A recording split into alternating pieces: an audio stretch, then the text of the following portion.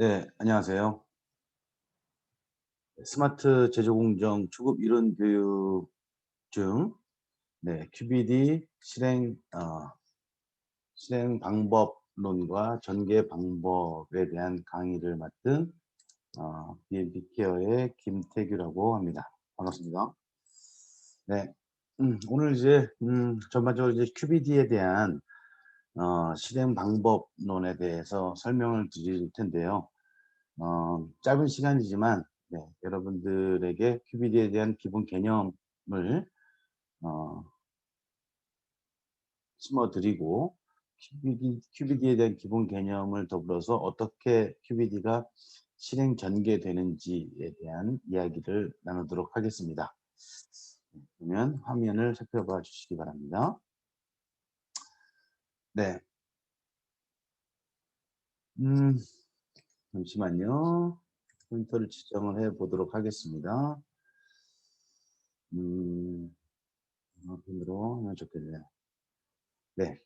먼저 시작하기에 앞서서 용어의 정의부터 좀 설명을 드리고 가는 게 좋을 것 같습니다. 항상 이제 교육이 진행되면서 저는 이제 용어의 정의를 분명하게 정의를 해 놓고 강의를 하는 것이 좀 편하더라고요. 그래야지 여러분들과의 그 용어의 갭 차이를 좀 줄일 수 있고 거기에 대해서 좀 더 그 교육의 목표를 달성하는 데 좀 더 좋은 방법이라고 생각이 들었습니다. 자, 먼저 우리가 좀 많이 들어보죠. QBD 내에서의 어떤 용어에 대해서. 첫 번째가 이제 TPP라는 용어와 QTPP라는 용어를 많이 들어보셨을 겁니다. 전반적으로 좀 한국말로 좀 요약을 하면 제품 품질 목표를 요약하는 것. 이것이 이제 사실 QTPP라고 합니다. Quality Target Product Profile이라고 합니다. 자, 의약품의 안전성과 유효성을 감안해서 원하는 품질을 보장하기 위해 달성해야 할 의약품의 예측적 품질 특성을 요약하는 것입니다. 가만히 보면 이제 TPP라고 하는 것은 타겟 프로덕트 프로파일이거든요. 이런 TPP는 내가 어떤 약을 개발할 것이다. 어떤 약이 이제 결국 나중에 품목 허가를 득하게 될 것이다라는 목표를 기대하는 거예요. 예를 들어서 오늘 이제 전반적으로 이제 뭐 관절염 치료제 뭐 기타 이렇게 등등 몇 가지를 좀 예시를 들어서 설명을 드릴 텐데요. 어찌 됐든 제가 간 관절염 치료제를 만든다라고 하면 타겟 프로덕트 프로파일 즉 타겟하는 의약품이 관절염이죠. 그래서 '나는 관절염 치료제를 만들 것이다.' 이것은 경구용으로 만들 것이다. 아니면 근육 주사용으로 만들 것이다. 아니면 정맥 주사용으로 만들 것이다. 또 하나 아니면 음 뭐 패치형으로 만들 것이다. 여러 가지로 타겟하는 것들이 있을 거예요. 쉘프 라이프는 우리가 사용 기한이라고 하는 것은 뭐 경쟁사 제품이나 기존에 나와 있던 제품이 1 년이니까 '나는 2 년으로 가고 싶다.' 그래서 2 년의 목표를 세우고 2 년을 세우다 보니까 어 그냥 2 년이 아니라 이것이 이제 어 단백질 의약품이라고 가정을 하게 되면 이것이 그냥 2 년이 아니고 일반적으로 뭐 동결 건조를 한 형태에서 뭐 3 년까지도 가겠다. 뭐 이러한 방법론적인 것들이 생기거든요. 그래서 우리가 타겟하는 프로덕트 프로파일은 이렇게 작성을 하고 그다음에 그것에 앞에 이제 Q가 붙게 되면 퀄리티가 붙게 되니까 이제 퀄리티 항목들을 도출해 내는 거죠. 결국 퀄리티는 의약품의 안전성과 유효성을 대변하는 것이 퀄리티겠죠. 그죠? 이런 것들을 잘 요약해 놓는 것, 이것이 이제 QTP다. 이렇게 이야기를 할 수 있을 것입니다. 자, 이어서 이제 CQA라는 용어가 나오게 되는 거죠. 그죠? 중요한 용어입니다. 의약품의 품질성을 우리가 CQA다 이렇게 얘기하거든요. 예전에는 이제 CQA라는 의미가 좀 뭐 여러 가지로 좀 혼재되고 있었는데 결국은 제품이 원하는 품질을 보증하기 위해서 적절한 한도, 범위 또는 분포 이내여야 하는 물리적, 화학적, 생물학적, 미생물학적 특징이나 특성 많이 들어보셨죠? 맞아요. CQA는 좀 용어가 생소할지 모르지만 CQA라고 하면 우리가 물리적, 화학적, 생물학적, 미생물학적 특징이나 특성을 우린 CQA라고 합니다. 즉 이것은 많이 들어보셨죠? 기준 및 시험법과 연관이 있는 거죠. 대부분의 것이 CQA는 기준 및 시험법과 연관이 있는 거예요. 기준 및 시험법 내에는 잘 아시다시피 특성 분석 항목들도 있을 수 있고요. 그다음에 뭐 QC 릴리즈 테스트 항목, 우리가 적부 판정을 내릴 수 있는 릴리즈 테스트 항목도 CQA에 포함될 수 있겠죠. 또는 IPC 인 프로세스 컨트롤 항목, 그죠? 우리가 공정 검사라고 하는 뭐 이런 것들, 전반적으로 이러한 기준 및 시험법과 관련된 것을 우리는 CQA라고 합니다. 자, 이러한 CQA는 결국은 QTP로부터 전개가 돼야 되는 거죠. 그죠? 우리가 이제 CTD를 작성을 할 때 나중에 IND나 NDA 때 CTD를 작성하게 될 텐데요. CQA에 대한 요약을 내게 되니까 CQA에 대한 설정 근거 이런 것들을 내야 되는데, 생뚱맞게 CQA는 우리가 아무 근거 없이 이렇게 작성하는 건 안 되죠. 이런 것은 결국은 퀄리티 타겟 프로덕트 프로파일로부터 전개가 돼야 되는 이러한 흐름을 가지고 있습니다. 이 부분에 제가 좀 더 소상하게 설명드리도록 하겠습니다. 이렇게 해서 이제 기준 및 시험 방법을 정했다라고 하면 다음은 우리가 단위 공정 위험 평가를 통해서 CQA에 얼마만큼에 대한 영향이 있을까? 얼마만큼의 심각성이 있을까? 또는 불확실성이 있을까? 추적 가능할까? 등을 바탕으로 위험 분석을 실행합니다. 즉, CQA는 이것은 이제 결국은 저희가 흔히 얘기하는 나중에 되게 되면 잠시만요. 펜으로 좀 바꿔보겠습니다. CQA가 이제 또 Y 팩터라고 한다 그러면 Y 이퀄 fx가 되는 함수 관계를 나타나게 되는데요.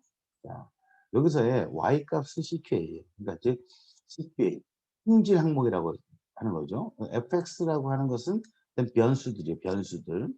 변수들에는 뭐가 있을까요? 그렇죠. 파라미터가 있을 수 있고, 그죠?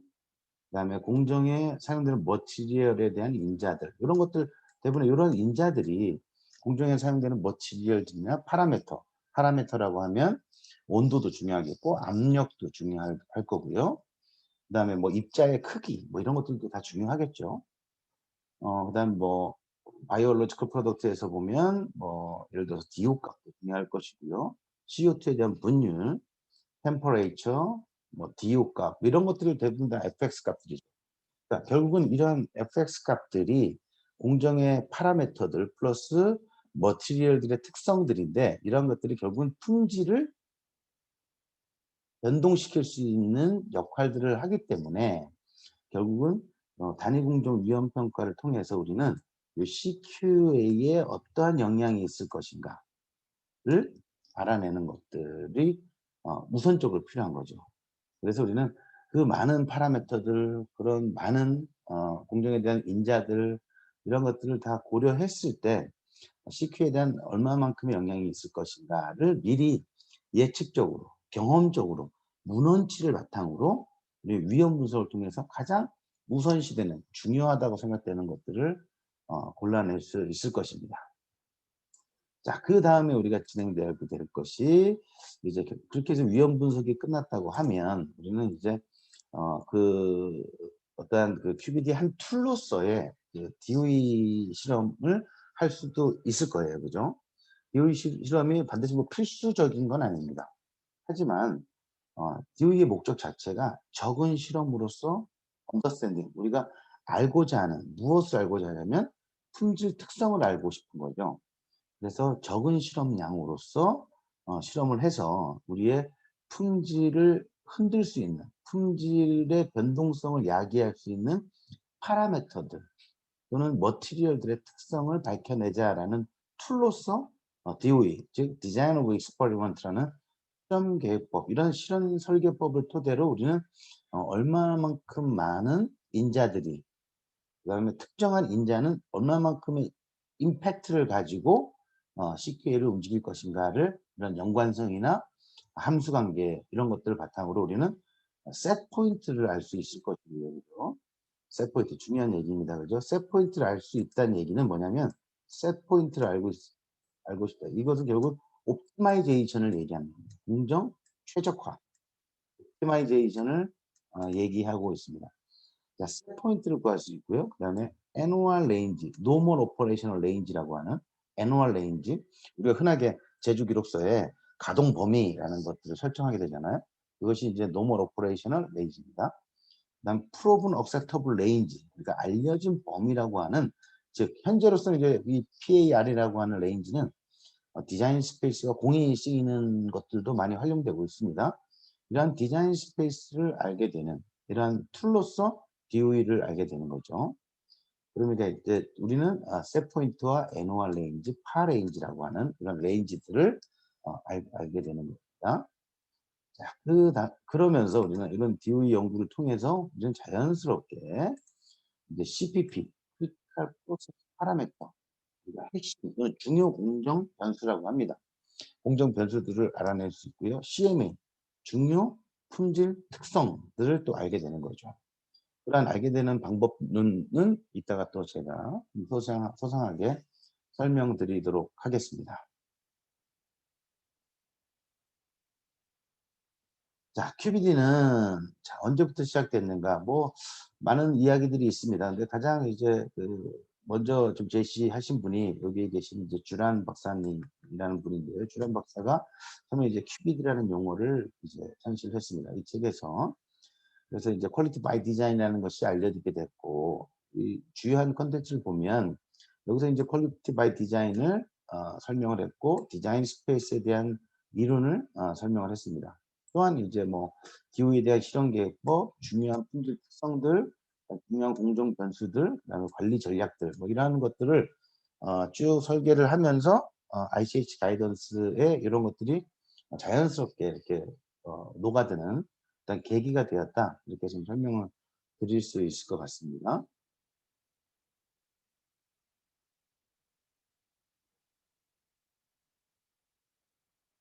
잠시만요.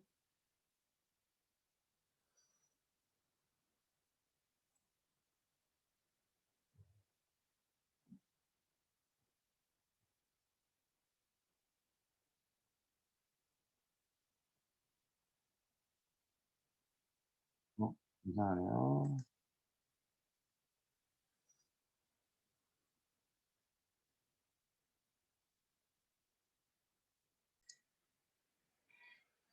네. 그래서 듀란 박사가 먼저 제시를 했고요. 그것을 ICH에서 많은 상당 부분을 인용을 해서 담았다. 이렇게 설명드리도록 하겠습니다. QBD에서는 또 많은 것들을 또 담고 있죠. 이야기들을. 이제 QBD에서는 요거 이제 하나씩 좀 살펴보면 이제 뭐 위험 분석에 기반돼야 된다. 그다음에 방금 설명드렸듯이 QTPP가 가장 먼저 설립이 돼야 된다. 그다음 QTPP로부터 CQA라는 것이 들어와야 되고요. CQA에 대한 부분들을 GK에 대한 부분들의 이동성, 변동성들을 확립하기 위해서 우리가 DOE라는 기법을 사용하면서 CPP, 뭐 CMA 이러한 용어들이 탄생하게 되는 것이죠. 이러한 것들을 바탕으로 이제 CPP로 선정되거나 CMA로 선정된 것들은 당연히 이제 컨트롤 스트래티지, 이 전략들을 수립하게 되는 거고, 이러한 전반적인 상황들을 우리는 프로덕트 라이프 사이클 전체에 걸친 매니지먼트, 이렇게 해서 용어가 됩니다. 이러한 QBD는 당연히 이제 우리가 큐트리오라고 하는 ICH 가이던스 8, 9, 10에서 자세히 설명하고 있고요. 특히나 이제 QBD에 대한 콘텐츠, 핵심 콘텐츠는 ICH 가이던스 Q8에서 이야기를 하고 있고요. Q9의 기법을 이용해서, Q9이라고 하면 퀄리티 리스크 매니지먼트에 대한 이야기죠. 위험 분석에 대한 기법들을 설명을 하고 있습니다. 뭐 자연스럽게 Q10에서는 아시다시피 이제 퀄리티 시스템, 이 품질 시스템에 대해서 적절한 방법들, 툴에 대한 설명들을 하고 있습니다.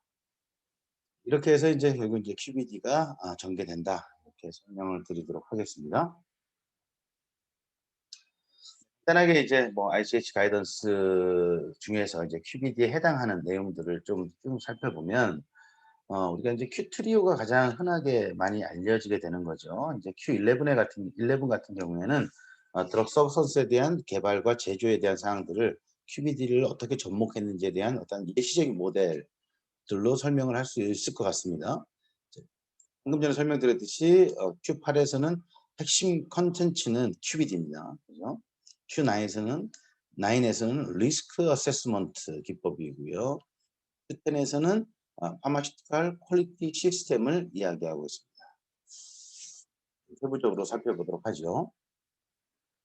자, Q8은 파마시티컬 디벨롭먼트, 의약품 개발 과정에 대한 이야기를 담고 있고요. 이제 스텝 5라고 하면 이게 임플리먼테이션 된 거죠. 임플리먼테이션 됐다는 얘기는 각 ICH 회원국에서 채택을 해서 이것을 본인 각 국가별로 이제 적용을 했다라는 의미입니다. ICH 가이던스는 이제 스텝 1부터 스텝 5까지가 있는데요. 스텝 1은 이제 컨셉 페이퍼, 뭐 스텝 2 같은 경우에는 6파티라고 하는 뭐 FDA, EMA, 그다음에 MHAW, 일본의 MHAW 세 개 기관과 이 세 개 국가에서의 어떤 제약협회 이렇게 해서 6개의 파티로, 그러니까 규제기관 하나, 그다음에 제약협회식의 어떤 인더스트리얼에서 하나, 국가별로 이렇게 2개의 파티가 참여를 해서 3개의 국가니까 6개의 파티가 참여를 합니다. 그렇게 해서 각각 컨셉 페이퍼들에 대한 승인을 받고 이렇게 단계적으로 나갑니다. 그래서 스텝 4가 되면 이제 퍼블리시가 된 것이고요. 스텝 5가 되면 모두 다 이제 이렇게 그 회원국에서 적용이 된 가이던스를 얘기합니다. 그래서 Q8에서는 파마시티컬 디벨롭먼트를 다루고 있습니다. 핵심적인 컨텐츠는 퀄리티 바이 디자인을 얘기하고 있고요. 대부분이 2000년대 중후반에 채택이 되어서 움직이고 있습니다. 자, Q9은 퀄리티 리스크 매니지먼트입니다. 역시 스텝 5고요. 핵심은 어쨌든 이제 어떤 툴을 이야기하고 있어요. 어떤 퀄리티 리스크 매니지먼트에 대한 툴, 어떤 것이냐면 개발 과정에서의, 그다음에 제조 상황에서의 핵심적인 건 이건 것 같습니다. 개발 과정이나 제조 공정에 대한 어떤 퀄리티 리스크 매니지먼트.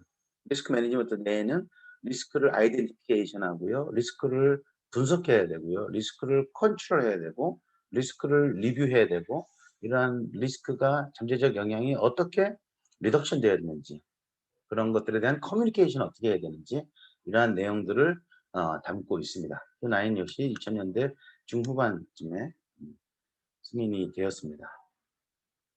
Q10에 대해서는 이제 파마시티컬 퀄리티 시스템을 이야기하고 있습니다. 파마시티컬 퀄리티 시스템은 마찬가지로 2000년대 중후반쯤에 돼 있고요. 대부분의 것이 일단은 뭐 API를 포함해서 DP에 대한 부분, 이러한 것들에 대한 퀄리티 매니지먼트 시스템을 담고 있습니다. 그러니까 연구개발 단계를 포함하고 있고요. 파마시티컬 퀄리티 시스템은 예전에는 제조 과정, 그러니까 EMP 내에서의 어떤 그 퀄리티 시스템을 얘기했다면, 이 가이던스부터는 이제 R&D 단계에서의 그 개발 과정에서도 전사적으로 이제 퀄리티에 대한 중요성을 이야기하고 있는 부분들입니다. Q11 역시도 이제 뭐 최근에 나왔죠. 2012년쯤에 이제 뭐 물론 이제 2008년도에 이제 디벨롭이 됐다가 2012년쯤에 이제 다 됐는데, 중요한 내용들은 뭐냐면 개발과 제조 과정에서 무엇에 대한 API에 대해서, 그 케미컬이나 바이올로지컬 프로덕트에 대한 사항들에 대해서 개발과 제조 과정의 전반적인 과정에 있어서 이제 QBD 내용을 담고 그런 예시적인 부분도 설명하고 있으면서 전개가 됐습니다. 그다음에 우리가 ICH 가이던스 Q 트리오에 대한 그 개론적인 부분들을 좀 살펴보려고 합니다. 아주 좀 중요한 부분들이죠. 중요한 부분들입니다. Q8에서는 방금 설명드렸듯이 의약품의 개발, 파마시티컬 디벨롭먼트, Q9에서는 의약품의 품질 위험 관리, Q10에서는 의약품의 품질 시스템 이렇게 얘기하죠. 세부 사항으로서는 원료 의약품 첨가제, 제재 설계 뭐 등등을 포함해서 전반적으로 제재를 어떻게 개발할 때 된 접근 방법이나 뭐 QTPP, CQA, 그다음에 리스크 어세스먼트, 설계 공간, 관리 전략, 제품 라이프 사이클 전체진 지속적인 개선 활동, 이런 것들을 쭉 설명을 하고 있는 컨텐츠고요. Q9은 품질 유해에 대한 어떤 측정, 유해도의 관리, 유해도의 검토 뭐 이런 부분을 포함해서 어떻게 어 위험을 알아내고 위험을 어떻게 리덕션할지에 대한 어떤 툴들에 대한 설명들을 가지고 있습니다. 첫째는 당연히 이제 우리가 갖춰야 될 그 품질 경영진의 어떤 책임, 그다음에 품질 방침, 그다음에 품질 책임, 자원 관리, 내부의 정보에 대한 상호 소통, 경영진의 검토 사항, 위탁 업무, 원자재의 구매에 대한 얘기 이런 부분들이 일목요연하게 설명되어 있습니다. PPD 내에서의 의약품 품질 시스템, 결국 이제 저희가 나중에 가장 끝에 가면 무엇이냐면 라이프 사이클 전체에 걸친 관리 전략을 수립하는 것이거든요. 그래서 예를 들어서 예를 들어서 NaCl이 우리 공정에서 어 원료 중에서는 가장 중요시하는, 즉 관리가 되어야 될 핵심 원료 CMA로 선정이 되었다 그러면 여기서 얘기했듯이 어떻게 원자재 구매 등에 대한 감독을 할 것이냐, 이런 부분도 당연히 관리 전략과 연관돼서 연동돼서 설명할 수 있는 부분들이겠죠. 결국 이런 것들이 의약품 품질 시스템 전체적인 관리 사항들, 뭐 그다음에 어떻게 우리가 핵심 공정 변수나 핵심 원료들이나 뭐 이런 것들을 잘 컨트롤할지에 대한 이야기, 이런 것들도 역시도 의약품 품질 시스템 Q10에서 잘 설명을 하고 있습니다. 그럼 Q8에 대해서 잠깐 좀 설명을 드리면요. Q8에 대해서 QBD를 가장 핵심 콘텐츠로 다루고 있기 때문에 Q8이 이제 가장 중요하게 좀 다루고 있는 부분들이기도 합니다. 자, 의약품 개발에 대한 접근 방식에 대한 워크플로우를 한번 살펴보도록 하겠습니다. 가장 제가 그 용어 정의 시간에 얘기했듯이 가장 먼저 타겟 프로덕트 프로파일이 정립이 돼야 돼요. 자, 타겟 프로덕트 프로파일은 우리가 CTD, 즉 공통 기술 문서에 기재하지는 않아요. 그렇지만 타겟 프로덕트 프로파일이 있어야지만 사실은 이 QTP가 요약이 될 수 있는 것들이거든요. 우리가 어떤 의약품을 만들 것이다라는 것들에 대한 타겟 프로덕트 프로파일이 결정이 되면 그중에 주사제입니다. 그러면 이제 퀄리티 항목들이 도출이 되게 되기 때문에 이런 QTPP가 우리가 있게 되는 것들이죠. 이 QTPP를 바탕으로 우리는 포텐셜한 CQA를 리스크 평가를 통해서 알 수가 있어요. CQA는 당연히 이제 리스크 평가를 통해서 알 수가 있는 것들입니다. 자, 리스크 평가를 통해서 우리는 포텐셜한 잠재적인 CQA를 알 수가 있어요. 함량, 순도, 그죠? 뭐 역가, 그죠?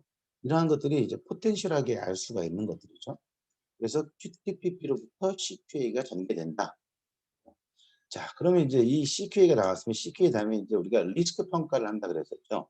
이러한 리스크 평가는 당연히 또 단위 공정에 대한 위험 평가를 기반으로 포텐셜한 CQA를 또 선정합니다. 이때도 역시 포텐셜합니다.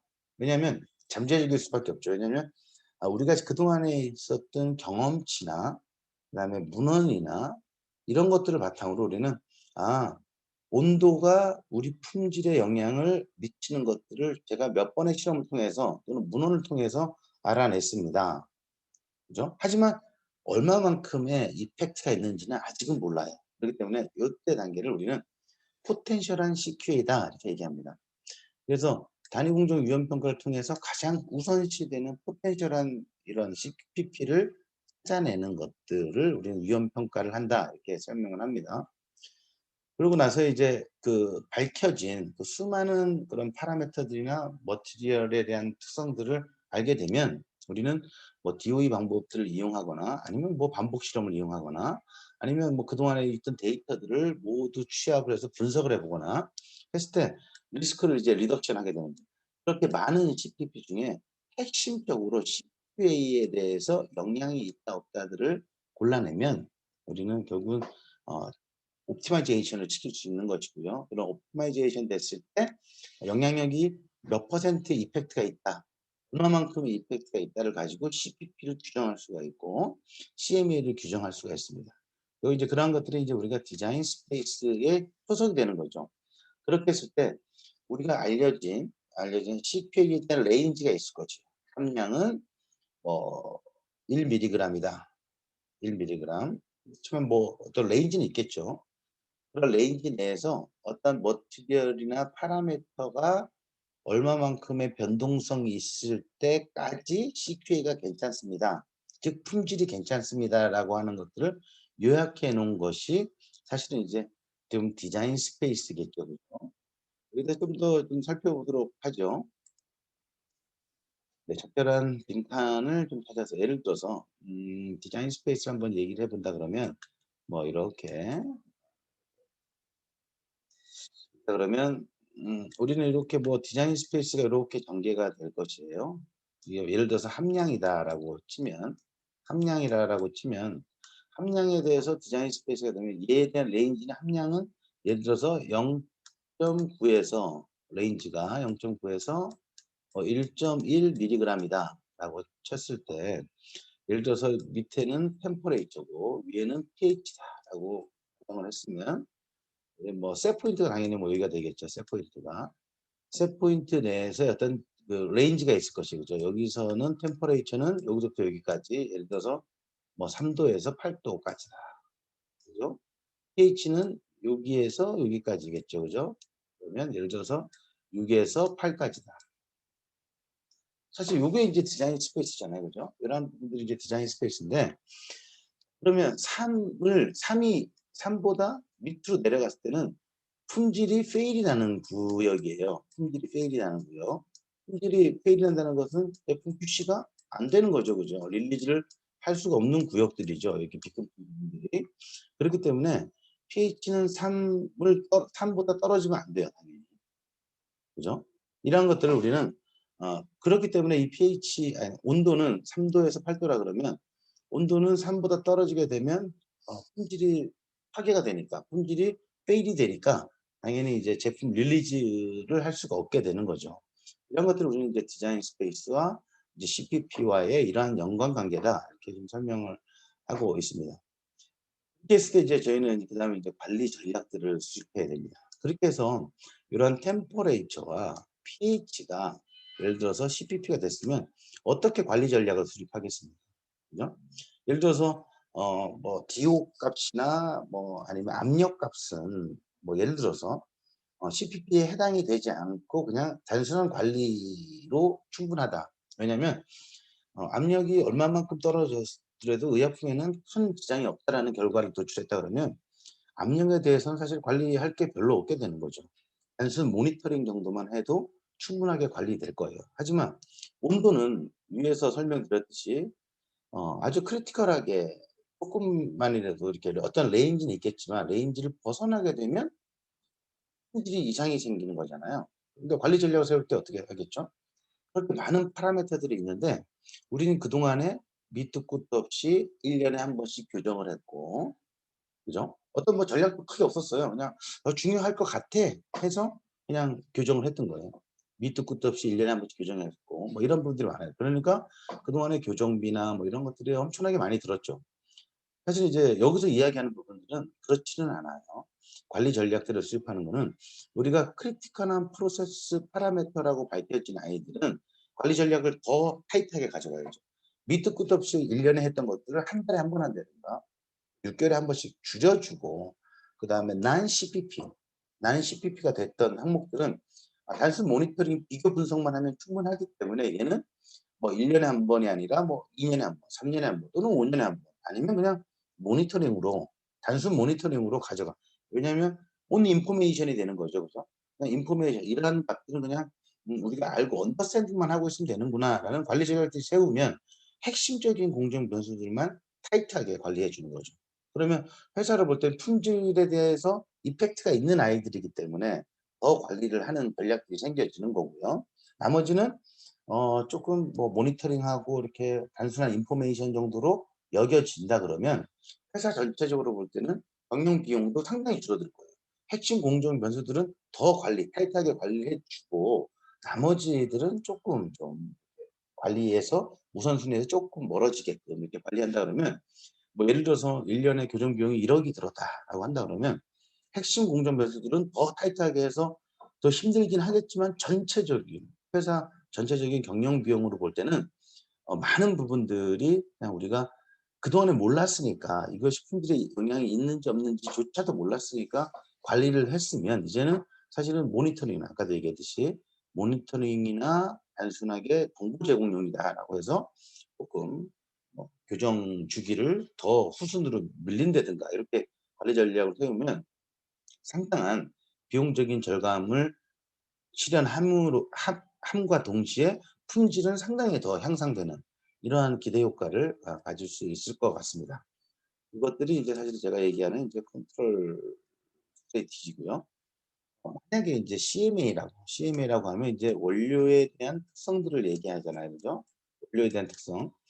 크리티컬 머티리얼 어트리뷰트 이렇게 얘기하는데 크리티컬 머티리얼 어트리뷰트라고 얘기를 하는데요.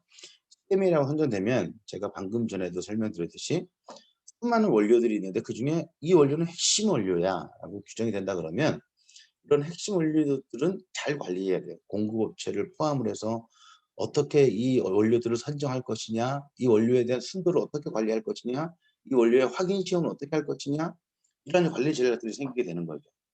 그중에서 이제 크리티컬한 머티리얼 어트리뷰트 C가 붙게 되면 이 업체를 어떻게 셀렉션 해야 되는지, 그 회사에 찾아가서 품질 경영 시스템을 갖추고 있는지, 그러한 원료들은 어떤 무균을 요구하면 무균 작업에 대한 철저한 관리가 이루어지고 있는지 등등에 대한 평가들을 세밀하게 거쳐서 관리를 하고 나머지 원료들은 그냥 '아 이 정도 원료들은 우리한테 큰 문제들은 야기하지 않다.'라고 하면 그런 관리 수준은 또 상당히 좀 어 전에 것보다는 쪼끔 다운시켜서 이렇게 관리를 할 수 있는 이런 전략들이 생기게 되는 거죠.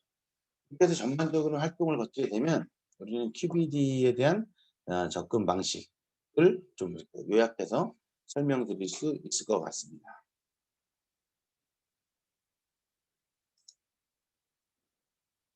음.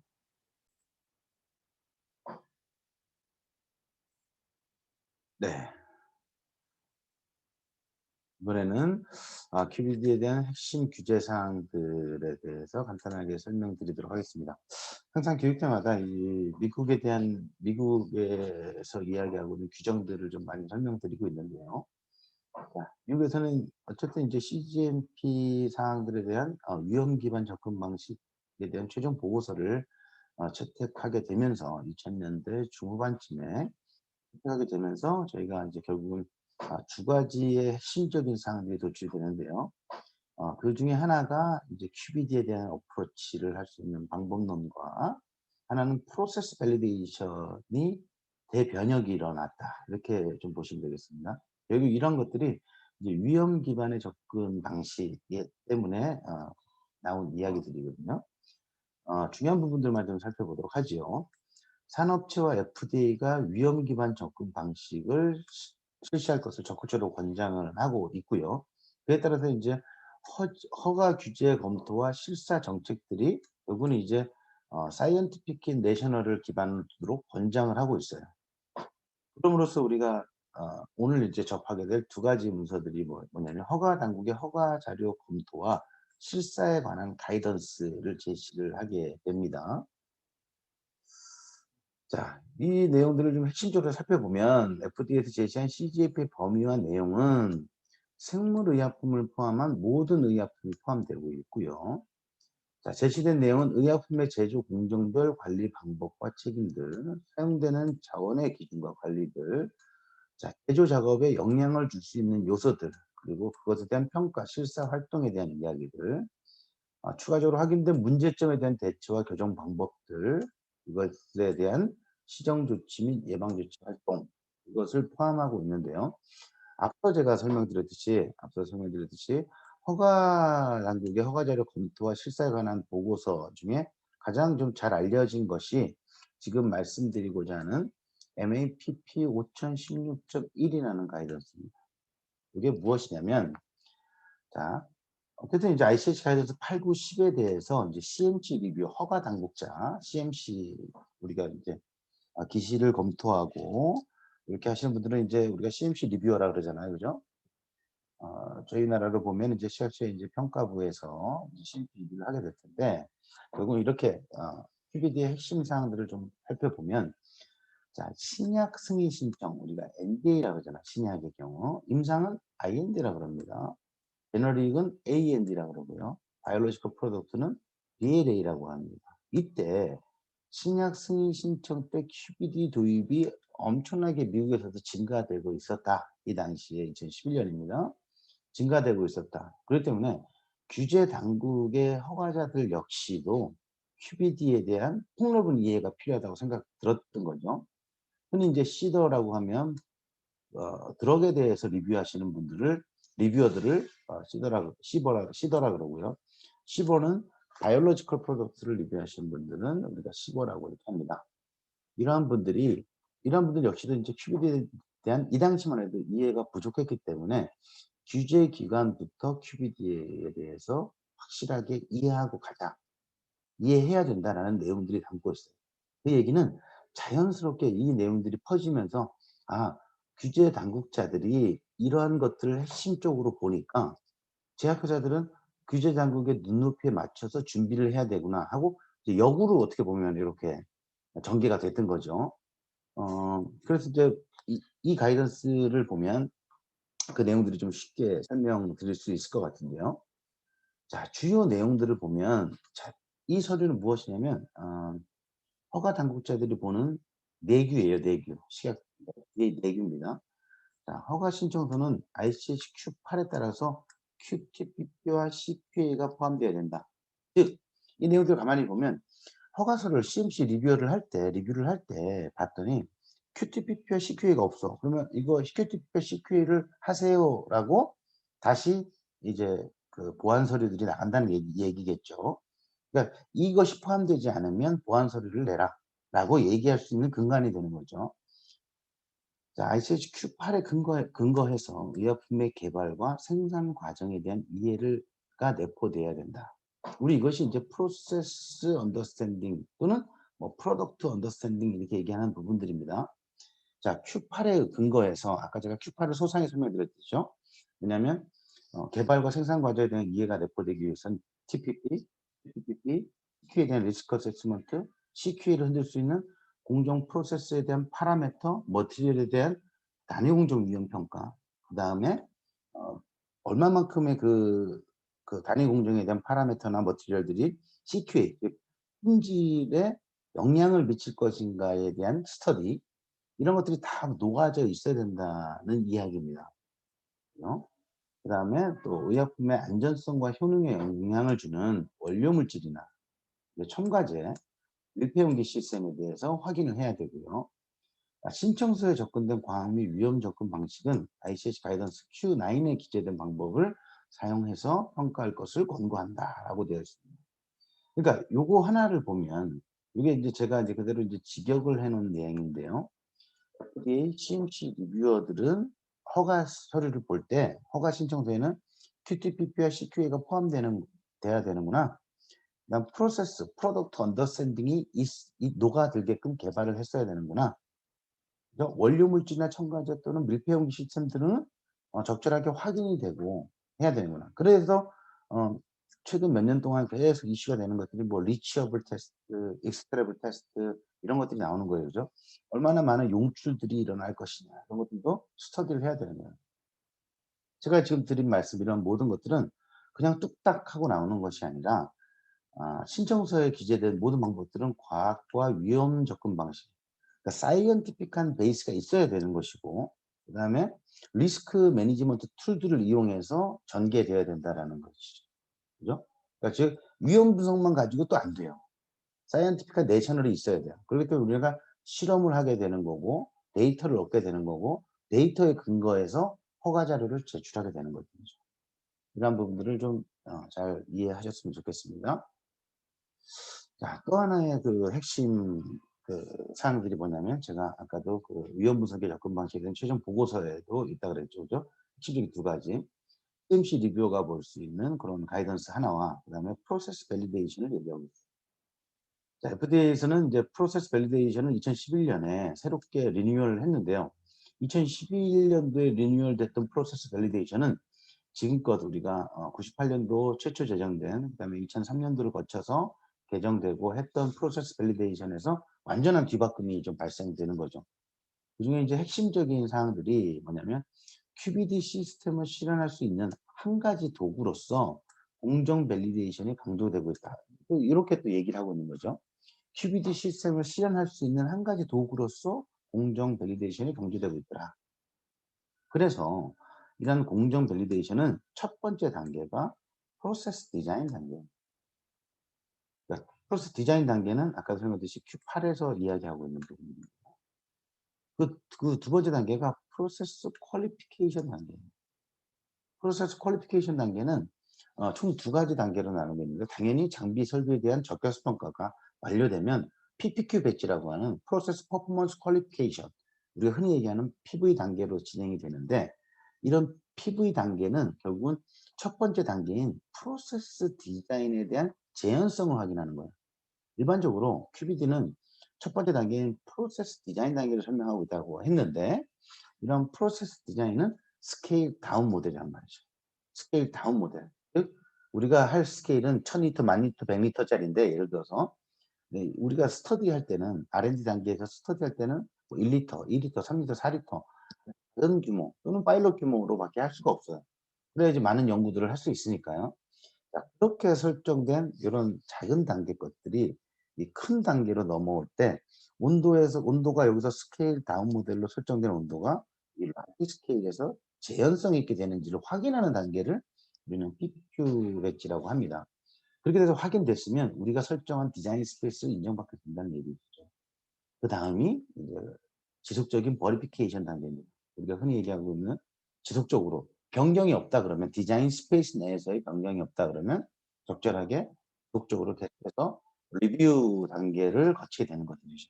별도의 어떤 프로세스 밸리데이션을 하진 않고 컨티뉴어스하게 계속해서 버리피케이션 단계, 우리가 흔히 얘기하는 뭐 연간 품질 평가를 포함해서 트렌드 애널리시스, 뭐 CPK 지속적으로 그렇게 확인해 나가는 단계로 전개되는 것들을 우리가 공정 밸리데이션이다, 이렇게 좀 함축적으로 얘기를 하고 있죠. 자, 이러면서 이제 가장 많은 혼란들이 야기됐던 것이 무엇이냐면 이 두 번째 단계예요. 그러면 프로세스 퀄리피케이션 단계에서는 스케일 다운 모델이 라지 스케일 업이 됐을 때 재현성 있게 된다라고 했는데, 그 재현성 있는 정도가 얼마만큼이냐라고 규정하진 않아요.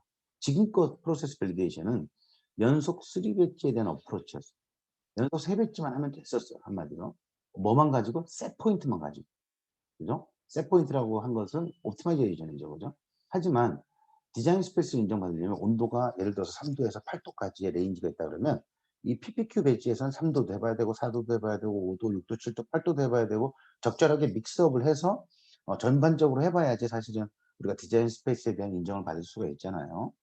그렇게 했을 때 이게 과연 3 배지로 될 것이냐. 그래서 3 배지에 대한 이야기는 전혀 언급하고 있지 않아요. 그러니까 흔하게 다른 국가에서는 뭐라고 얘기하냐면 매직 넘버라고 그랬는데, 매직 넘버인 3 배지가 없어졌다. 그래서 결국은 스케일 다운 모델이 스케일 업이 되었을 때 몇 배지를 과연 해야 되느냐. 뭐 최근 나온 이런 논문들이나 발표 자료들을 보면 모 회사는 10 배지, 12 배지, 뭐 9 배지 이렇게 했다고 합니다.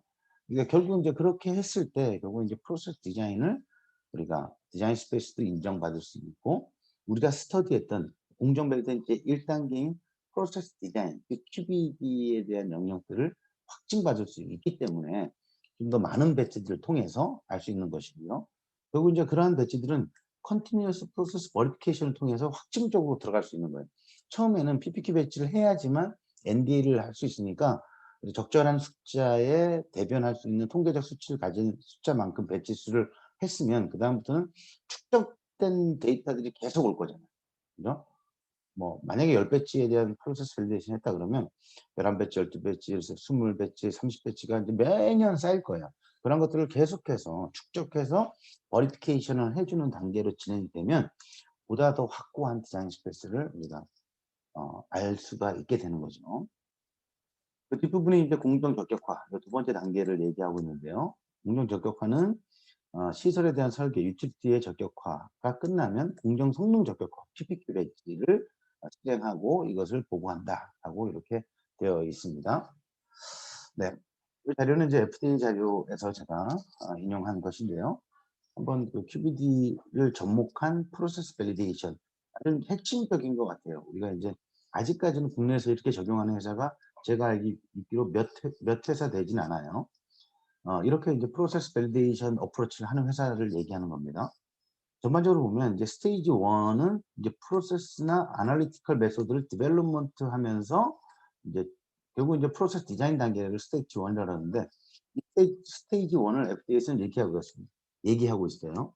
Define of the knowledge space. 우리가 알고 있는 범위들, 그죠? 결국은 이제 크리티컬 프로세스 파라미터를 확인하는 단계들, 그다음에 컨트롤 스트래티지를 우리가 전략을 세워야 되는 단계들, 이렇게 얘기를 하고 있단 말이죠. 결국은 이러한 것들이 함축적으로 큐비를 얘기하고 있는 것들이죠. 자, 두 번째 단계가 PPQ 배치를 담고 있는 PQ 단계예요. 두 번째 단계가 프로세스 퀄리피케이션 단계인데 당연히 프로세스로 퀄리피케이션 하기 위해서는 이퀴먼트 장비나 유틸리티 설비들은 적격성 평가가 완료돼야 되고 그 다음에 프로세스 퍼포먼스 퀄리피케이션이 되는데 이것은 첫 번째 단계가 확증적으로 디자인 스페이스를 확증하기 위한 재현성을 발휘하기 위한 도구로서 활용된다 이렇게 설명하고 있습니다. 세 번째 단계가 이제 컨티뉴어스 프로세스 모니터링, 버리피케이션 이렇게 얘기합니다. 이 단계에 들어가면 컨티뉴어스하게 이제 내가 알아낸 크리티컬 프로세스 파라미터에 대한 모니터링 이런 파라미터가 연간 어떻게 전개되는지 트렌드는 어떻게 되는지 모니터링 프로그램은 어떻게 되는지를 관리하는 단계, 점검하는 단계, 확인하는 단계 이렇게 보시면 될 것 같습니다. 그렇게 해서 스테이지 3로 넘어가는 이렇게 사항으로 전개가 됩니다. 자, 이렇게 해서 이제 전반적으로 그 아웃라인을 좀 살펴봤습니다. 이제 본격적으로 이제 QBD에 대한 실행 방법에 대해서 좀 설명드리도록 하겠습니다. 자, 우리가 이제 QBD, 라이프 사이클 어프로치 전체에 걸친 아까도 설명드렸죠. FDA가 가장 강조했던 자, 과학에 기반해야 되고, 그죠? 위험 분석에 기반해야 됩니다. 무엇이? 라이프 사이클 전체에 걸쳐서. 그래서 우리가 과학에 기반이 돼야 되니까 사이언스는 뭐 전부 다 포함이 이 QBD에 대한 전체 흐름에서 사이언스와 리스크 매니지먼트, 날리지 매니지먼트는 전부 다가 포함되는 영역들인데 각각 이제 뭐 QTPP, CQA 흐름들이 이렇게 있죠. 가면서 이제 각종 툴들을 이용하게 되는데 그때 툴들이 당연히 이제 프로세스 애널라이징 또 프로세스 매핑 다 포함됩니다. 그다음에 뭐 DOE도 적절하게 이용할 수 있을 것이고요. 멀티베리에이트 애널리시스, 프로세스 모델링 이런 것들을 알 수가 있게 되는 거죠. 이용할 수가 있게 되는 거죠. 툴들을. 자, PPD의 실행 방법에 대한 플로우. 제가 이제 가장 좋아하는 슬라이드 중에 하나입니다. 이 슬라이드는 자고 일어나면 천정에 이렇게 탁 하고 이제 나타나는 슬라이드 중에 하나입니다. 아마 여러분들도 이러한 슬라이드에 대한 이 슬라이드에 대한 그림이 좀 익숙해지기를 저는 바라고 있습니다. 첫 번째, TPP, QTPP 한대 묶여져 있죠. 그죠? 제가 아까 설명드렸습니다. 요 QTPP는 그냥 나오면 얘도 어떻게 보면 FDA 리뷰어들이나 CMC 리뷰어들에게 지적을 당할 수 있어요. 왜 QTPP가 벌써 나왔냐 또는 무슨 근거로 나왔냐 이렇게 할 수 있기 때문에 이 TPP와 QTPP는 한 대에 좀 묶어서 CTD에 좀 녹여드릴 필요가 있습니다. 그래서 QTPP, CQA 품질 목표 요약들이 되면 자, 요 QTPP로부터 또 CQA가 전개됩니다. CQA. 제가 아까 CQA가 뭐라 그랬죠? 미션 방법 대부분이 그럽니다. 기준 미션 방법에는 무엇이 또 포함되냐? 특성 분석, QC 릴리즈 테스트, IPC 테스트 이런 것들이 녹아들 수 있어야 되는 거죠, 그죠? 우리의 품질 특성에 대한 어, 확정이죠, 그죠? 이 CQA는 뭐 어떻게 생겨나냐면 당연히 클리니컬, 난 클리니컬 데이터, 전임상 데이터로 근거해서 레인지가 생길 수도 있어요.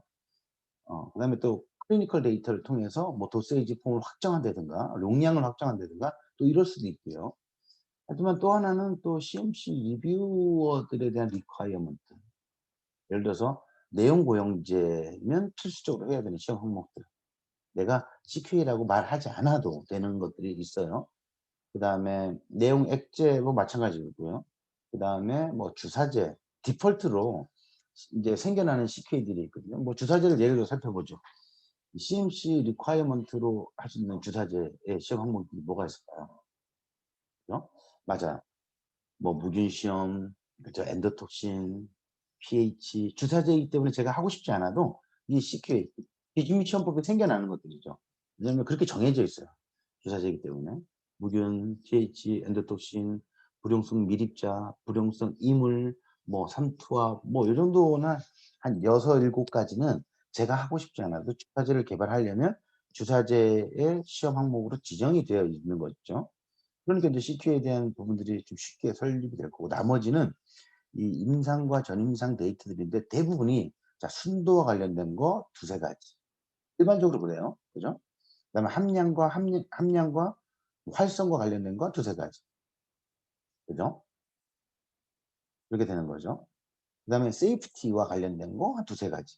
그러니까 아까 6, 7가지의 CMC 리콰이어먼트와 우리 제품 디펜던트한 CQA가 또 6, 7가지가 투합이 되면 한 12개에서 한 20가지에 대한 CQA가 생겨나고요. 거기에 성분석 항목들이 추가되는 거죠. 왜냐하면 뭐 단백질 의약품이다. 그러면 단백질 의약품에 뭐 N터미널부터 시작해서 글라이코실레이션 뭐 이런 부분들이 쭉 녹아들고 펩타이드 매핑 쭉 녹아들어서 우리의 어떤 몰레큘러 웨이트를 포함해서 이런 부분들이 쭉 모이면 이제 어떤 그 CMC의 리뷰를 할 수 있는 어떤 품질 항목들이 도출이 되거든요.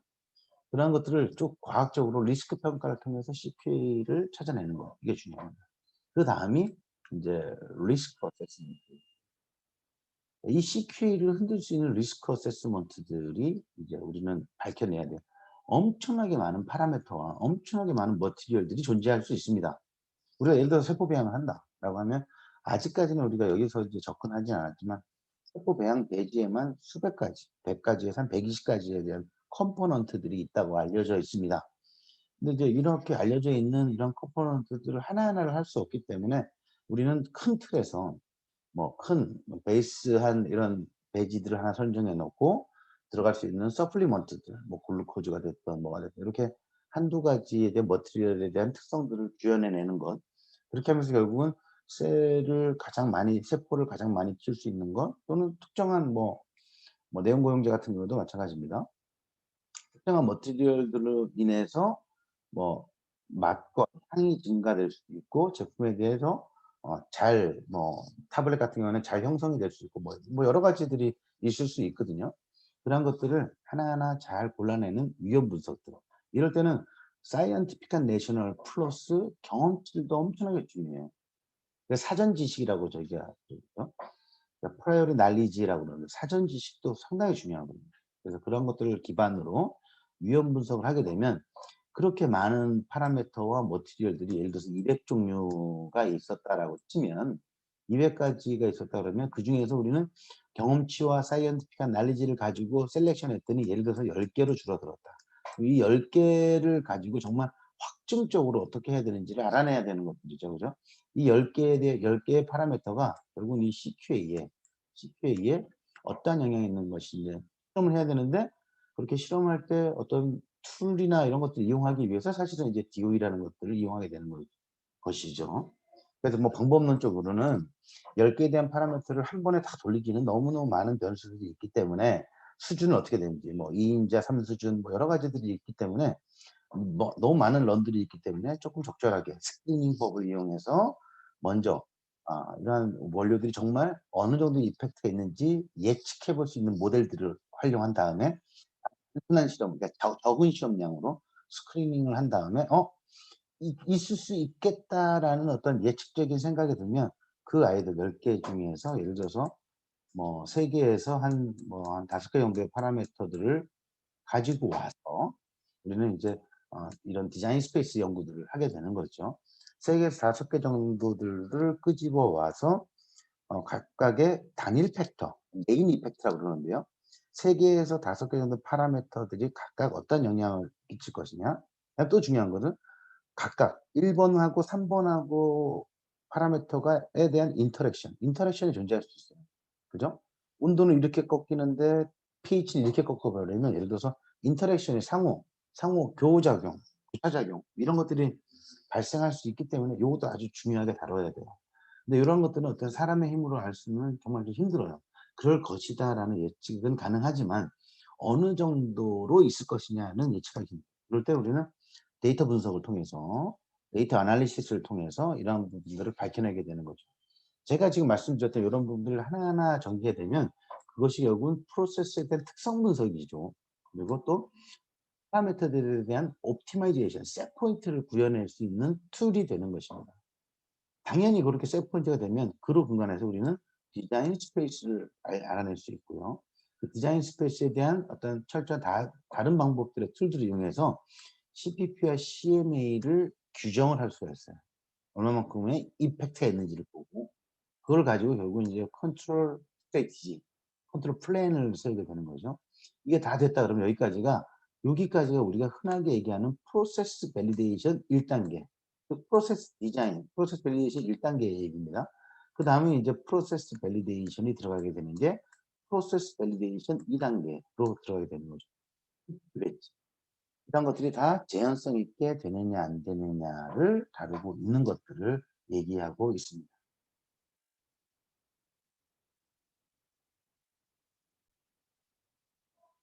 네. 자, PBD에 대한 핵심 가이던스 다시 한번 요약을 해 보면요. ICH 가이던스 Q8, 파마시티컬 디벨롭먼트, Q9 리스크 매니지먼트, Q10에서 얘기하고 있는 파마시티컬 퀄리티 시스템, Q11 프로세스 밸리데이션 이 부분들이 좀 핵심이고요. 나머지 이제 Q2 부분들을 좀 간과하는 부분들이 많아요. 사실 이제 CQ를 얼마만큼 변동성이 있는 것이냐를 알려면 CQ에 대한 분석법이 당연히 갖춰져 있어야 돼요. 그죠? 분석법에 대해서 분석법이 흔들려 버리면 이러한 QBD 연구가 처음부터 다시 돌아가야 되는 그런 상황들이 재현될 수 있기 때문에 ICH 가이던스 Q2에 대해서 애널리티컬 프로시저 메소드에 대한 밸리데이션 이런 부분들을 고안을 해 드리는 것이 좀 중요한 부분입니다. 네. 이제 본격적으로 이제 흐름에 대해서 짧고 간략하게 쭉 설명을 드리도록 하겠습니다. 다음 시간에 제가 좀 더 소상하게 좀 이야기 드릴 시간이 있기 때문에 이번 시간에는 간략하게 소개 정도 드리고 흐름에 대한 부분들을 이해한다 생각하시고 진행하시면 좋을 것 같습니다. 자, 타겟 프로덕트 프로파일. 네. 여기 보면 이제 그 의약품의 품질 특성을 그 목표를 설정하는 것이죠. 이건 이제 안전성과 유효성, 효과를 고려해서 하는데 무엇이냐 원하는 품질을 얻을 수 있도록 하는 것입니다. 이것을 서머리하는 것. 이런 것들을 이제 타겟 프로덕트 프로파일이다. 이렇게 설명을 합니다. 자, 이러한 타겟 프로덕트 프로파일은 당연히 이제 이런 콘텐츠를 담고 있어요. 인디케이션이 어떻게 되느냐? 아까도 얘기했듯이 뭐 관절염 치료제입니다. 그다음에 그 루트 오브 어드미니스트레이션이 어떻게 되느냐, 또 스테이지폼 어떻게 되느냐, 컨테이너 클로즈 시스템 어떻게 되느냐 이런 부분들을 쭉 담게 되는 것이고요. 이러한 목표들을 담게 되는 것이고요. 그를 기반으로 우리는 이제 QTPP를 설정하게 되는 것이죠. QTPP에는 이제 대부분 이런 것들이 요약이 될 수 있을 거예요. 그죠? 의약품의 안전성과 유효성을 감안해서 원하는 품질을 보장하기 위해 달성해야 할 예측적 품질 특성의 요약. 아까 얘기했듯이 이러한 핵심적인 요소들을 다룰 수 있을 것입니다. 투여 경로, 뭐 제형, 그다음 함량은 어떻게 되고, 그다음에 제품과 관련된 의약품의 품질 기준은 무엇이고 이런 것들이 이제 전반적으로 다루어지는 게 타겟 프로덕트 프로파일인데요. 이런 그 QTPP는 당연히 이제 TPP로부터 와야 되는 상황이죠. 그래서 이런 것들도 이제 위험 분석의 근간에서 우리가 알게 되는 것이죠. 그러한 그 위험 분석의 툴들은 간단하게 좀 살펴보면 이렇게 CTD 항목도 이렇게 좀 하나로 이렇게 좀 펼쳐져 주는 게 좀 유리하다고 저는 생각이 듭니다. 그래서 이제 TPP 옆에 Q가 들어갔으니까 당연히 품질 항목들이 이렇게 타블렛 사이즈, 뭐 피어런스, 성상 뭐 이런 것들을 이렇게 하나씩 하나씩 골라낼 수 있는 것들이거든요. 그래서 이 Q가 들어가면 이제 품질 시험 항목들을 쭉 도출해 뭐 중복적으로 나와도 됩니다. 뭐 타블렛 사이즈, 뭐 여기도 타블렛 사이즈가 나오겠죠. 뭐 이런 식으로 중복이 돼도 상관없으니까 이 TP 타겟하는 프로파일에 대해서 각각 전개되는 이렇게 툴로서 이렇게 하나의 포맷으로 이렇게 전개해 주는 것들이 좋을 것 같고요. 당연히 이제 ICH 카테고리나 퀄리티 목표들을 각각 설정해 주는 것도 중요할 것 같아요. ICH 카테고리에서 우리는 흔하게 이제 ICH 카테고리 하면 아이덴티티, 어피어런스, 퀀티티, 그다음에 뭐 타이틀을 포함한 그 활성, 그다음에 뭐죠? 저기 임퓨리티, 그죠? 이런 부분들이 ICH 카테고리들이죠. ICH 가이던스에서 이야기하고 있는 기준 및 시험법에 대한 용어들 하나씩 이렇게 빼주는 이런 부분들도 중요합니다. 제가 이제 오늘 이제 이따가 또 한번 소상하게 설명드리도록 하겠습니다. 그 다음이 이제 당연히 이제 CQA에 대한 위험 분석인데요. CQA에 대한 위험 분석은 당연히 QTPP로부터 와야 됩니다. 그래서 우리는 이것을 QTPP to CQA라고 합니다. 자, 첫 번째는 뭐였죠? TPP. 그죠? TPP to TPP로부터 뭐 왔죠? QTPP가 왔죠. QTPP. QTPP가 왔습니다. 이번엔 QTPP to TPP가 갈 겁니다. 그 다음 또 뭐겠습니까? QTA to 산해공정 위험 분석을 통해서. 그러니까 각각 이 PPD는 어떤 흐름들을 가지고 가야 돼요. 흐름들을. 이런 흐름들이 끊어지게 되면 당연히 이제 그 리뷰어들 입장에서는 다시 한번 재조정할 것을 이렇게 지적 사항으로서 이렇게 내게 되는 겁니다. 최근에 이제 모 회사에서 이제 유럽 쪽에 CTD를 제출했는데 이러한 부분들에 대한 지적 사항들을 제가 실제로 본 적이 있습니다. QTPP는 어떻게 설정됐느냐, 그럼 CQA는 어떻게 설정됐느냐라는 퀘스천이에요. 거기서 이제 CQA는 그냥 우리는 흔하게 알고 있듯이 제가 알고 있듯이 투사제이기 때문에 뭐가 됐습니다. 그러면 함량 있었고 순도 한 두세 개 들어갔고 뭐 이렇게 되는데 그런 것들을 인정해 주지 않는 거죠. 왜냐하면 타겟 프로파일로부터 사실은 전개돼야 되는 흐름이 있는데 그냥 갑자기 CQA가 턱 하고 튀어나온 거죠. 그렇게 되면 리뷰어들 입장에서는 되게 좀 리뷰하기 힘들고 이런 것들은 도처에 녹여들 수가 없기 때문에 이런 것들에 대한 지적사항, 보완사항을 제출하라라는 의견서를 받은 기억이 있습니다. 자, QTPP to CQA. 요건 이제 이 CQA는 아까 설명드렸듯이 사전 지식도 중요하고요. 그죠? 난 클리니컬 스터디, 클리니컬 스터디에서도 우리는 알아낼 수가 있어요. 그죠? 사전 지식에는 아까 얘기했듯이 CMC 리뷰어들에 대한 리ኳ이어먼트를 당연히 포함하고 있는 것들이죠.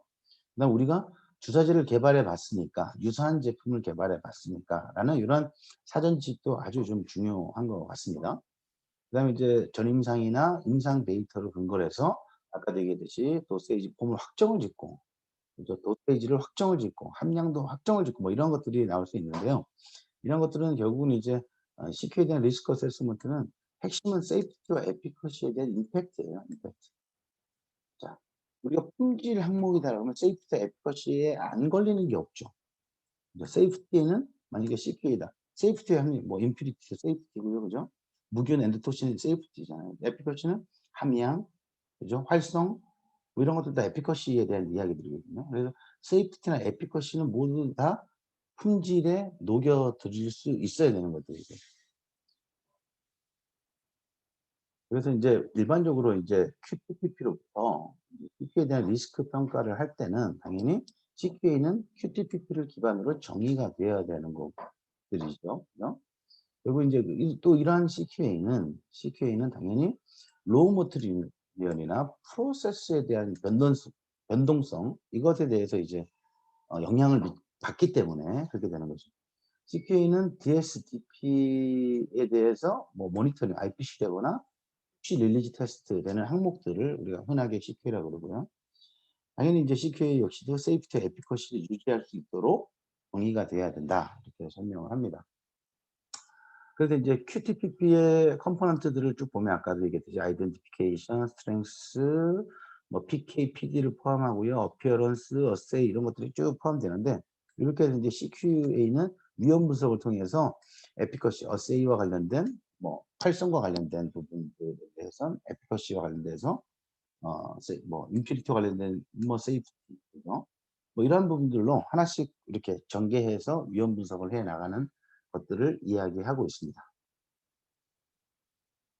자, 그렇게 해서 이제 CQA가 됐다 그러면 우리 이제 위험 분석을 통해서 CQA의 변동성이 있을 걸로 추정되는 아이들을 셀렉션하는 단계입니다.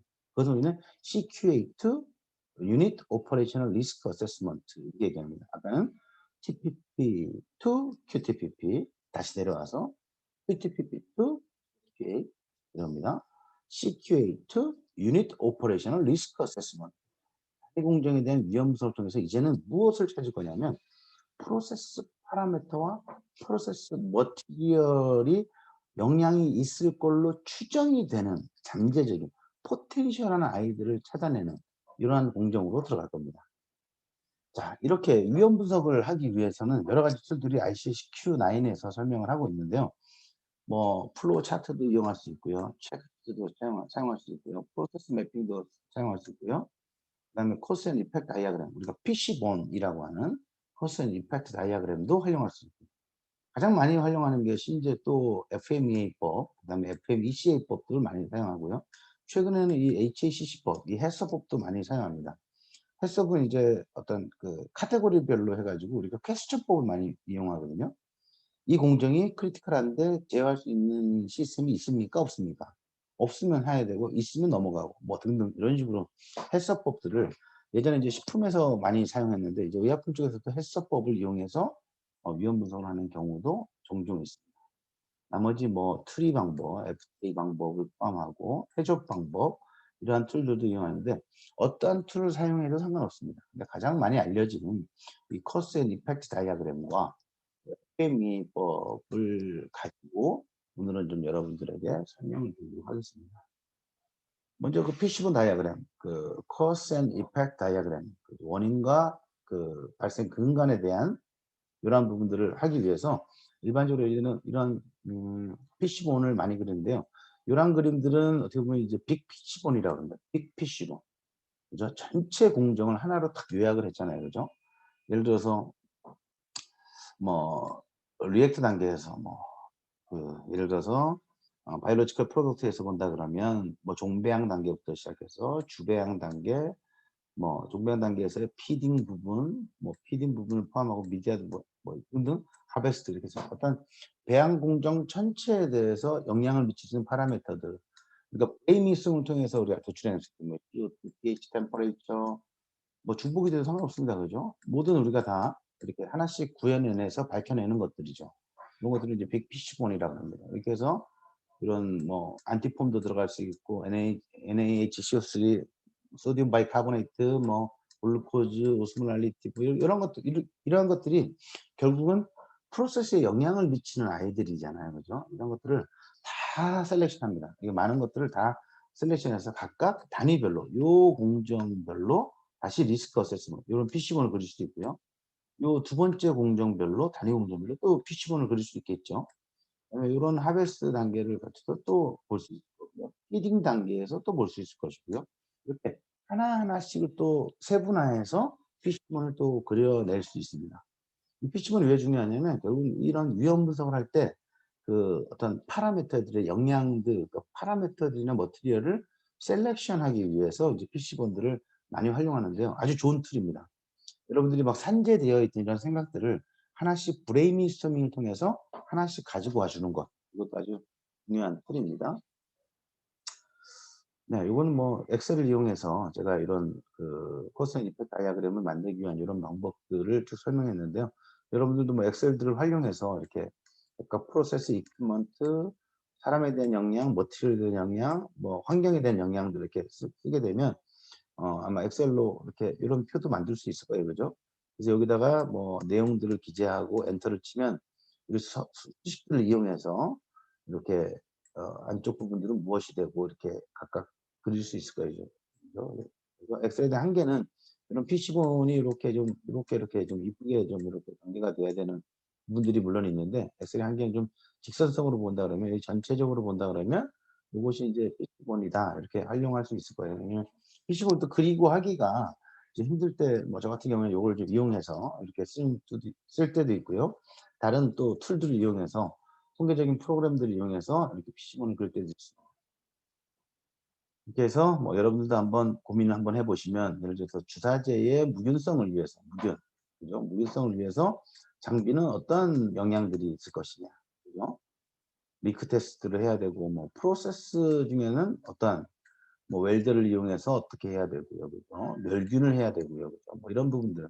멸균에 대한 시간들 뭐 이런 부분도 있겠죠. 머티리얼은 멸균된 자재들을 쓰느냐 아니면 뭐 녹여서 필터레이션을 해야 되느냐에 따라서 또 어떤 이런 부분들. 환경에 대해서는 모니터링을 어떻게 BSC 내에서 할 것이냐 말 것이냐. 뭐 라미나 플로어에서 어떻게 할 것이냐. 사람은 적절한 트레이닝이 돼야 되고요. 그죠?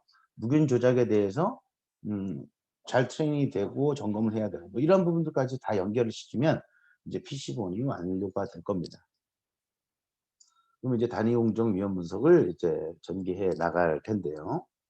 단위 공정 위험 분석에서는 이제 가장 많이 알려진 부분이 이제 이 FMEA법을 많이 사용합니다. 이것은 이제 실패 형태 및 이거에 따른 영향 분석이다 이렇게 얘기합니다. 그래서 Failure Mode and Effect Analysis라고 합니다.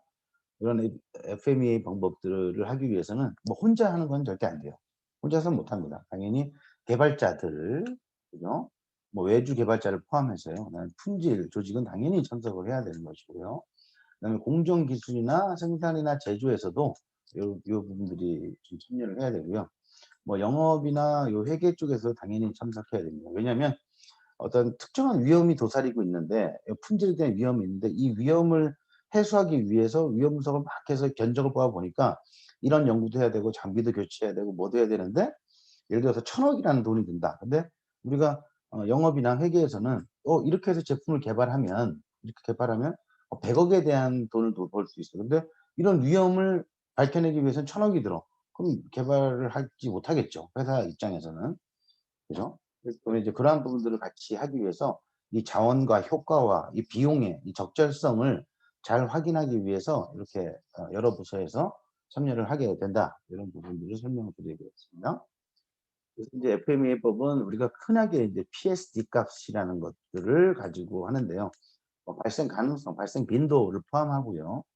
그다음에 심각성들을 포함하고요. 추적 가능성, detectability 이 세 가지를 각각 곱해서 우리가 RPN이라고 하는 리스크 자 P priority number라고 하는 RPN이라고 하는 위험 우선순위를 결정짓는 다 곱해서 숫자로 나오게 되면 RPN 방법을 사용하는 방법들을 많이 씁니다.